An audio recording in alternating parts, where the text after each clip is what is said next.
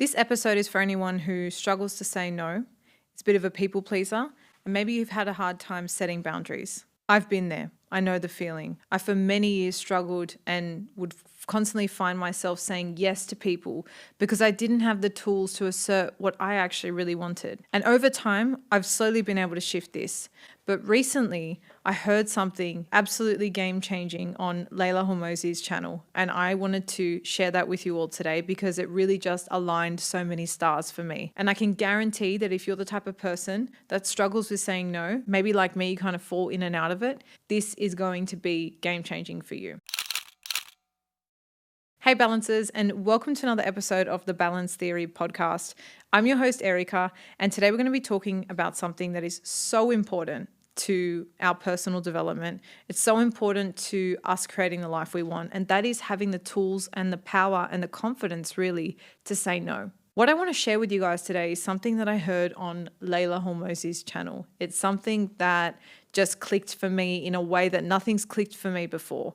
And it was around this idea of setting boundaries and saying no to other people, which can often be a very uncomfortable and difficult thing to assert. So Leila introduced me to the concept of a season of no. Now, I've polled you guys on this before on my socials, and a lot of you have said the main things you struggle to say no to are social outings, so like to friends, and then saying no within the context of the workplace. I personally, in the past especially, have related more to the former one. So saying no to social settings and to friends, right? It's like you don't want to upset people. But thinking about saying no and setting boundaries as a season changes everything because it really forces you to think about why you're saying no. And I think where I really went wrong and struggled in the past was I wasn't clear on what I was saying no for.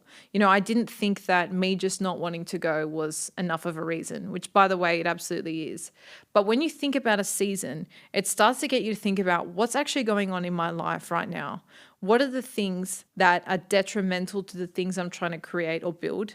And what are the things that are actually going to be a value add? So just to kick this off, have a think about what is going on in your life right now. What is the main thing you're trying to achieve? Maybe it's starting a family. Maybe it's starting a business. Maybe it's starting a passion on the side. You're currently in the season of something, right?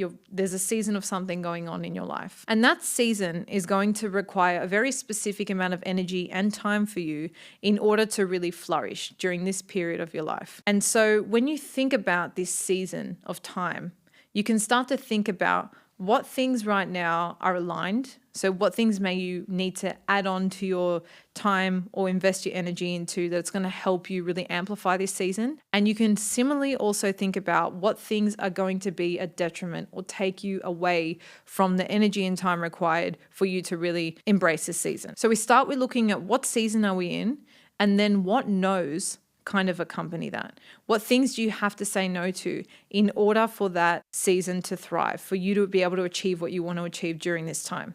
And I think for me, the reason this clicked so much was because I really started to correlate the idea that I was saying no for something specific and that it was temporary, which helps you say no to things you probably actually want to do, but you can't right now. Take a classic example of going on holidays. Everyone gets the Europe FOMO around the summertime, right? But if you're in a current season that requires you to be focused and locked in, it's very hard to say no to something you genuinely want to do. But if you're clear on that season and what it requires from you, then you're simply in a season of no for anything else that's not going to be conducive to that one thing. So when I heard this, I started to think about my current season, and I wanted to share it with you guys as just like a bit of an example. You can workshop it and then take it and apply it to your own season. So I've actually just finished my full-time job as a lawyer, and I've now migrated into doing legal consulting, which means I work as a lawyer and you can work with me directly. You don't have to go through a firm. I work one-on-one with businesses to help them in their current operations, whether they're startups or ongoing and expanding, right? I can work with them in a lot more of a flexible way, which means I can work on this podcast a lot more too. So I was thinking about this transition period of my life, right? There's a few things that are new and starting, and there are other things I'm diving deeper into. So what form a part of my season of no's at the moment. First and foremost, easiest one for me to say straight off the bat is alcohol. Now, I feel like this is going to be a bit more than a season, but effectively, I'm at that point now. I don't know if it's because of age, or I don't know if it's because I haven't been drinking as frequently as what I was in my early 20s. But I'm at that point where even 1 or 2 glasses of wine will ruin my sleep, and sometimes I'll even wake up feeling really off the next day. Now, in this current season, I cannot afford to waste a weekday because I'm locked in and really trying to build and create things. And then I can't afford to miss a weekend because that's my time to do the things I love, to spend time with the people I love. So right now, that's a straight, easy no for me because I know what it costs me and what that means for the current season that I'm in. Another one that's a very easy no for me right now is any nighttime events, especially ones that are going to roll out very late or that are going to be kind of high energy. I really like to chill out and prepare and really get my downtime in at nighttime from like 8:30 onwards. So if I've been invited out for a social event in the evening, it's a very easy no for me right now because again, it's going to impact my sleep, which is a very important non-negotiable for me. You guys have heard me talk about non-negotiables on the show before. It's a non-negotiable for me for my energy. So anything that challenges that is going to impair the quality of that, it's a straight no for me. Another one I want to share that I thought was really interesting, Leila actually shared this one. And when she did, I was like, oh, that's actually a really good point, but not one I've thought about, is one thing that forms a part of her season of no's is not texting people back. She talked about how when you receive a text or a message, it's a bid for your attention. And by you responding, you're basically accepting that bid for your attention. But you have a choice. You don't have to reply. And she was saying when she's in a season of no, she just doesn't reply to her messages, right? I thought that was interesting. Like, oh, I actually don't need to reply to my messages. That was just an interesting one I wanted to share because I hadn't thought about it. But I guess like these no's and what fall under these no's are very individualized and personal. But the main takeaway is it really forces you to think about what are you achieving right now and what are the things that you just can't afford to be doing or that you don't want to be doing because of the impact they have on where you want to go. It locks you into complete clarity and intention, and it makes saying no just that much easier because you're very clear on what it's going to cost you. And you're not prepared to do that if you're that serious about what season you're in or what goal you're trying to achieve. So bringing intentions to your no changes the game. It finally gives you something to say yes for, right? And that's first and foremost yourself, but what you're actually working on. So if you found that, like I said before, sometimes you just not wanting to go or not wanting to do something is absolutely more than enough a good reason. But if you find that hard to back up, then having a clear idea of what you're actually working on and why you're doing something, then that gives you just that little bit more confidence to say no because you're saying yes to that thing. So that's one part.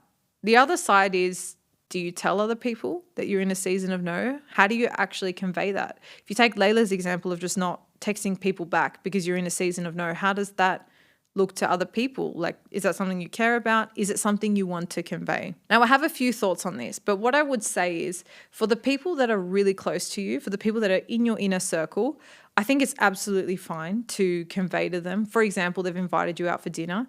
You can simply say to them, hey, like right now I'm not really going out at night. I'm working on this thing, and they will understand, especially if they're people that are very close to you. So I think there's a way to communicate it without having to be as direct as I'm in a season of no, right? That's more a mental framework for you to work things out. You can simply convey that to others by expressing that right now you're not prioritizing going out or you're prioritizing sleep or whatever that is, however you want to convey it. For people that are not that close to you, I don't think you need to explain yourself. So really good example is I get emails all the time to be going on other podcasts for different opportunities, and they don't always align with what season I'm in. And so a response as simple as I don't have capacity for this at this moment in time, that's a great one to use at work too, by the way, is a very simple way to set your boundary without having to explain yourself, because you do not need to explain yourself. I think if your goal is clear enough and your why is strong enough, then identifying these no's and sticking to them becomes that whole much easier. So thinking about the things that you've struggled to set boundaries with. Maybe it's a certain type of person, maybe it's a certain relationship, maybe it's a social situation, maybe it's going on holidays, right? Like saying no to things always feels like, oh, it's toxic things we have to say no to. Actually, it can be things we really want to do sometimes too, but that don't align at this moment in time. Like travel is a big one I'm very guilty of. So seeing when you need to lock in and what you need to say no to and being clear and confident in that will change the game for you being able to set and stick to your boundaries. If you guys have enjoyed this episode, don't forget to give it a thumbs up. It really helps the algorithm push it to different people who are also potentially struggling setting boundaries and really need content like what you and I are talking about today. Also, don't forget to hit that subscribe and bell notification so you don't miss any future content. And it's always nice if you share this with someone. If anyone's come to mind in this episode, send it to them. There's nothing more I love when my closest friends are listening to a podcast episode they know I'm going to love and they send it to me because they know me so well. And it's almost like I didn't have to go looking for that episode. So if anyone's come to mind, forward it on to them now. That's it from me, guys. I'll see you all next week for another episode. And until then, stay balanced.